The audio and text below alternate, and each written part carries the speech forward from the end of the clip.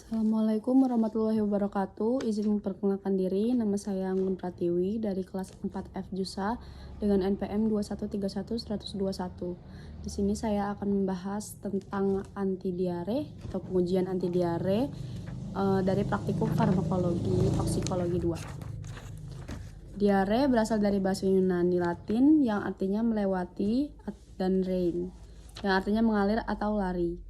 Merupakan masalah umum untuk orang yang menderita pengeluaran fases yang terlalu cepat atau terlalu encer. Diare adalah meningkatnya frekuensi dan berkurangnya konsistensi buang air besar atau BAB.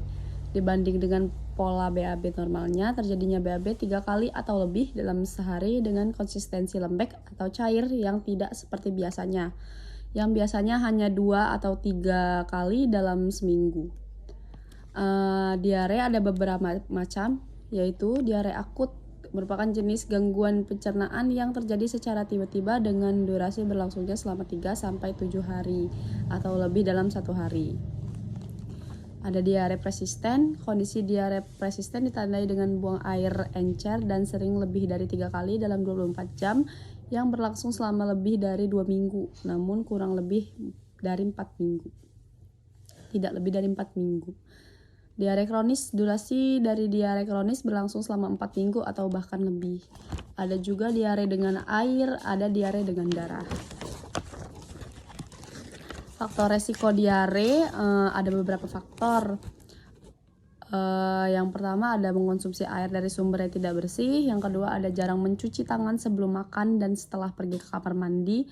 Yang ketiga menyimpan makanan di tempat yang tidak tertutup. Dan yang keempat mengonsumsi sisa makanan yang sudah basi.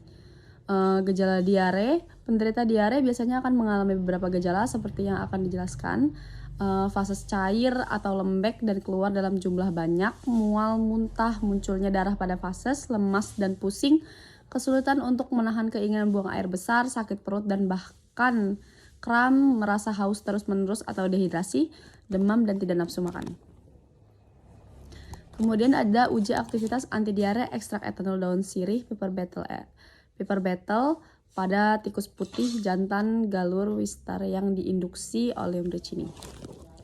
Bahan peneliti berupa daun sirih dewasa yang diperoleh dan dikumpulkan. Berikut ada penjelasan tentang uji aktivitas anti diare dengan dilakukan dengan banyak macam ya, yaitu ada determinasi tanaman, tanaman bahan uji dilakukan dengan tujuan untuk membuktikan kebenaran bahan yang digunakan pada penelitian.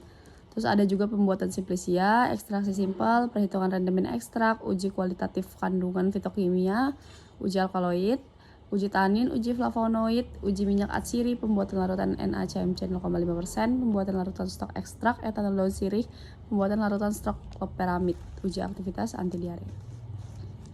Kemudian dari hasil penelitian, jadi dari pengujian anti diare menggunakan ekstrak etanol daun sirih pada tikus putih itu menghasilkan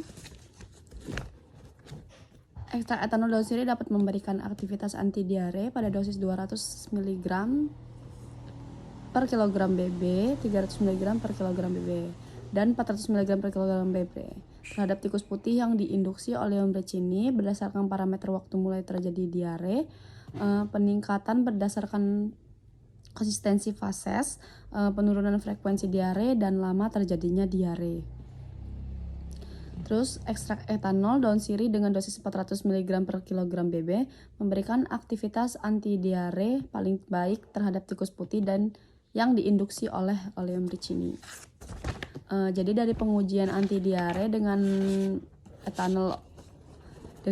ekstrak etanol dan daun sirih itu daun sirih mempunyai kadar yang bisa menyembuhkan anti diare. Jadi dia dalam dosis 200, 300 sampai 400 mg per kg BB. Sekian penjelasan dari saya. Terima kasih.